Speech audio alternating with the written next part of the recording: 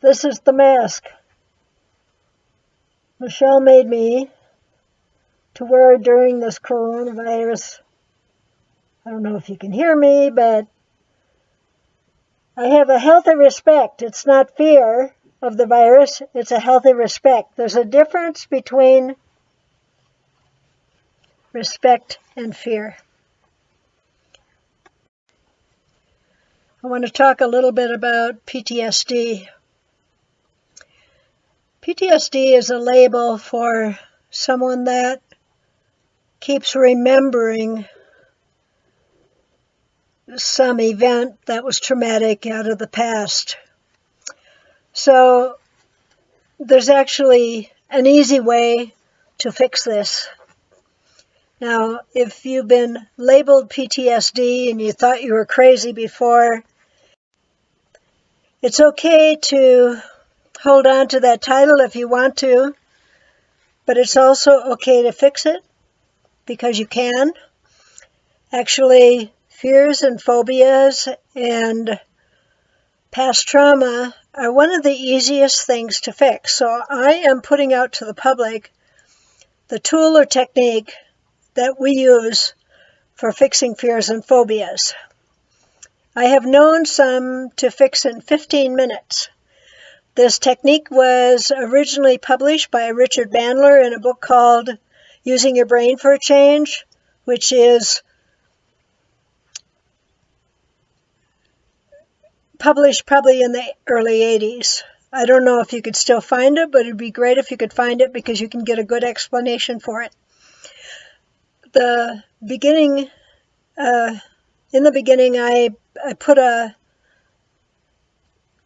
little demonstration of how this technique looks on whiteboard, but it's going to be needed to be explained.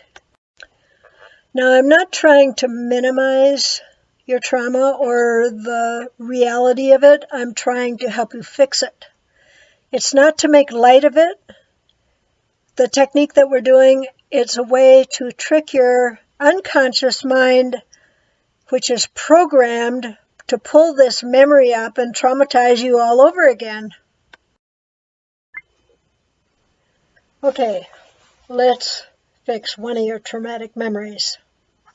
Now, this is not going to be easy because I have a whiteboard I'm going to have to pull over to try to show you where you are with this.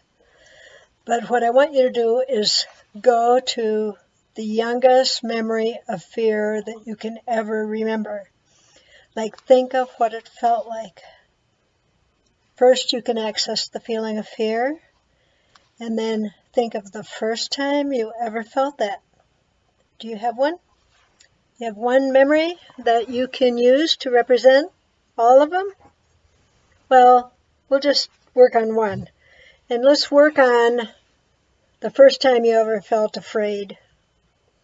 Okay, when you think about that feeling or that memory, what I want you to do is make sure that you can get it in visual form.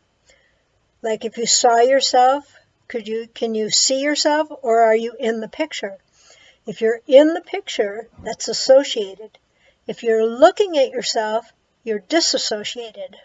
So let's go back to that memory, and I'm going to try to also use this board. It's not real easy in this space. We're all stuck at home in this coronavirus time. But I will show you where we are on this. Okay, so you take a memory that you want to, and notice what it feels like now. Just thinking about that experience, you can pull up the feeling of fear, can't you? Okay, now I want you to disassociate and put that memory out on, like you're in a movie theater, but put it at the big screen out there, way out, all right? So putting it way out there, you know, like the old movies, they had clips. So if we started at the beginning of the movie, usually most memories are about 3 frames or 5 frames long. So if we went to the first frame, write down on your paper, I hope you have a pencil and a paper, write down the event where you feel the trauma and how many frames it is, and put it in like frames. Then back up the movie so you have a safe place before that event. Like, just make up where you were before that event ever happened. Then you're also going to need to make up a frame where you were after that event happened. So let's just say I'm going to use, let's see, I had a fear of going to the dentist. So the traumatic event that caused that was when I was a little kid and my mother took me to an army dentist. And so the only memory I actually really have is a couple of frames of being drilled on without an anesthetic. So if I back up the movie one frame before, I could see myself in the house we used to live at. And then afterwards, I could see myself back at home afterwards. So now I have a memory sandwiched between two safe places. Okay? So now, see? All right. So now I want you to put yourself in the audience watching the movie, and at the projector running the movie, watching yourself watching the movie. And go to the first frame and turn it into some cartoon. It could be Olive Oyl and Popeye, it could be Mickey Mouse and Minnie Mouse, or Minnie Mouse and Donald Duck. Whatever you do, you put the content of that movie in the cartoon.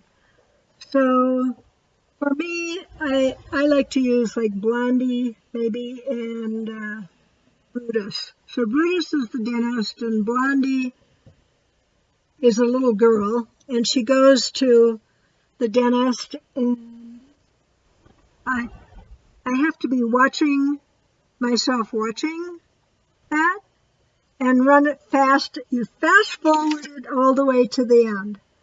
So do that now, and I'll do that. So, and I like to use Miss Piggy and Kermit. I like to use cartoons I've seen, or Little Rascals, anyway, or old movies.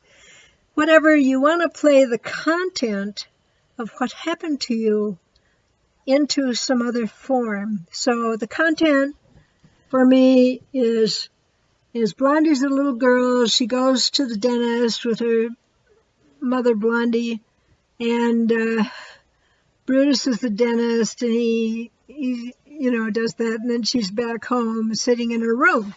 Okay? So do yours. Now, at the end of that, the you that's here and here, that's watching that, and today, have that you jump into the last frame. Put wavy circus mirrors around you. Like you want to be able to distort what's outside of your associated picture. So you put wavy circus mirrors around that make people skinny and tall, short and fat. And you play circus music, da da da da da da da da da, and pop backwards through those frames to the beginning. I'll give you a minute to do that. Okay? So now come back here so you see yourself watching the movie. And this time I want you to play it in black and white. Now that could be an old black and white Western, or it could be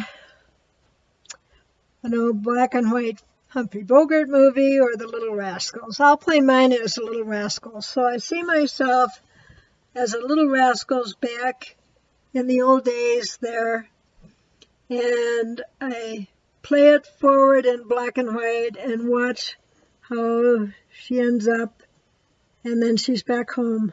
Okay? Now you do yours. Okay, so now After you've done that, what you've really done is you've tricked your subconscious to think it happened to someone else. You've distorted the frames in the movie.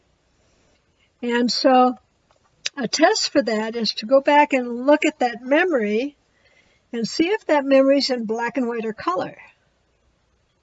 See if it has any feeling, because when you've taken the feeling out of it, then it's no longer emotionalized. And it'll no longer come up to traumatize you in the future. Now, that's just a simple explanation. We want to give you that technique free and an explanation for it. We're going to put it on the website so that you can have that to try it with other people and do it with yourself and have a little fun playing with your mind. What can you hurt? You can't hurt a thing. You can only help. All right? Bye.